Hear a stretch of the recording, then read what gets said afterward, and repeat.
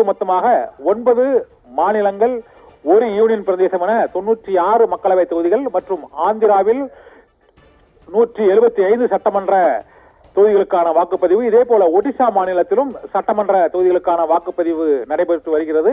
அது தவிர 4 மக்களவை தொகுதிகளுக்கும் ஒடிசாவில் வாக்குப்பதிவு நடைபெற்று வருகிறது. 4ஆம் கட்ட தேர்தலில் அங்கு 9.23% வாக்குகளே பதிவாகி இருக்கின்றன. சட்டமன்ற தேர்தலும் மக்களவை தேர்தலும் இணைந்து நடத்தப்படும் ஒடிசாவிலும் ஆந்திராவிலும் வாக்குப்பதிவு 9% இருக்கிறது. மந்தமான வாக்குப்பதிவே 9 மணி நிலவரப்படி அங்கு பதிவாகி இருக்கிறது.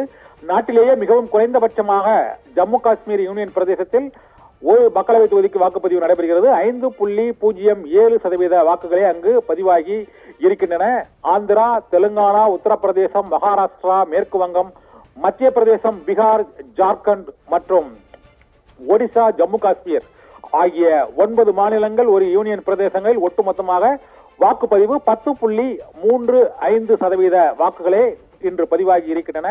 ஆந்திராவிலும் ஒடிசாவிலும் சட்டமன்றத்திற்கும் ஒடிசாவில் உள்ள 147 சட்டமன்ற தொகுதிகளுக்கும் ஆந்திராவில் 175 சட்டமன்ற தொகுதிகளுக்கும் 25 மக்களவை தொகுதிகளுக்கும் அங்கு வாக்குப்பதிவு நடைபெறுகிறது. அந்த வாக்குப்பதிவானது அங்கு மந்தமாக 9.05 மற்றும் 9.01% வாக்குகளே அங்கு பதிவாகி இருக்கின்றன. அதிகபட்சமாக மேற்கு வங்க மாநிலத்தில் 15.24% அளவுக்கு வாக்குகள் மேற்கு வங்க மாநிலத்தில் பதிவாகி இருக்கின்றன. அதற்கு அடுத்து மத்திய பிரதேசத்திலும் 15% நெருங்கி வாக்குகள் பதிவாகி உள்ளன.